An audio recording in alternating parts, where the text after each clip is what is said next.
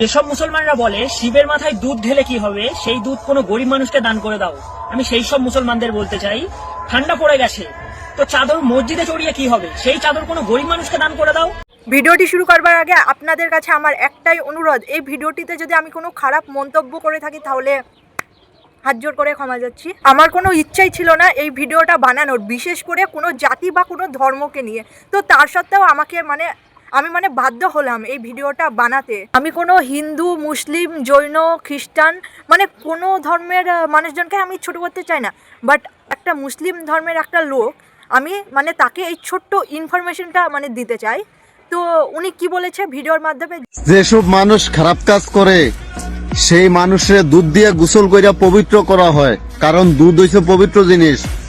আমার সরল মনে একটা প্রশ্ন, তোদের শিব কি অপবিত্র যে প্রত্যেক দিন দুধ দিয়ে গোসল করানো লাগে? তোরা এটার উত্তর দিয়ে যাবি। আপনি কি বললেন? যেসব মানুষ খারাপ কাজ করে তাদের দুধ দিয়ে স্নান করিয়া পবিত্র করা হয়, তার সাথে আপনি আমাদের ভোলানাথ শিবকেও এর মধ্যে টেনে আনলেন। অর্থাৎ এর মানেটা কি বোঝাচ্ছে যে বাবা ভোলেনাথ একজন খারাপ বা একজন বাজে দেবতা, তাই তাকে প্রত্যেকদিন দুধ দিয়ে স্নান করানো হয়। এই যে বাজেভাবে বা আপনি বাজে উদ্দেশ্য করে যে কথাটা বললেন, আমাদের বাবা ভোলেনাথকে এইভাবে অপমান করলেন। আপনি যে মসজিদে নামাজটা পড়েন আল্লাহর নাম করে, সেটা কিন্তু একজন আল্লাহ হিসাবে বিরাজ করে। আমাদের যেমন বাবা ভোলেনাথ রূপে পূজিত হন, তিনি কিন্তু আপনাদের ওখানে আল্লাহ হিসাবেই বিরাজমান বা পূজিত হন। আর আমরা তো মসজিদে চাদর দেই না, আমরা মসজিদে পাপোশ দেই। আর এই যে আপনি কথাটা বললেন যে আমরা মসজিদে চাদর ব্যবহার করি না, আমরা পাপোশ ব্যবহার করি। আর এই পাপোশটা কিন্তু আমরা পা মোছার ক্ষেত্রে ব্যবহার করি, বাথরুমে বা আমরা ঘরের মেঝেতে পাপোশটা ব্যবহার করি। আর এটা কোনো মসজিদে ব্যবহার করার জিনিস নয়।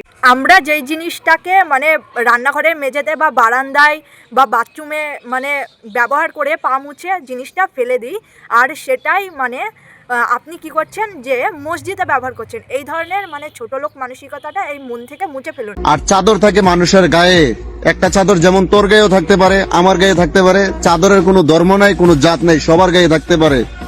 খেপাচোদার করে বোকাচোদা, দম থাকলে আমার উত্তরটা দিয়ে যাবি।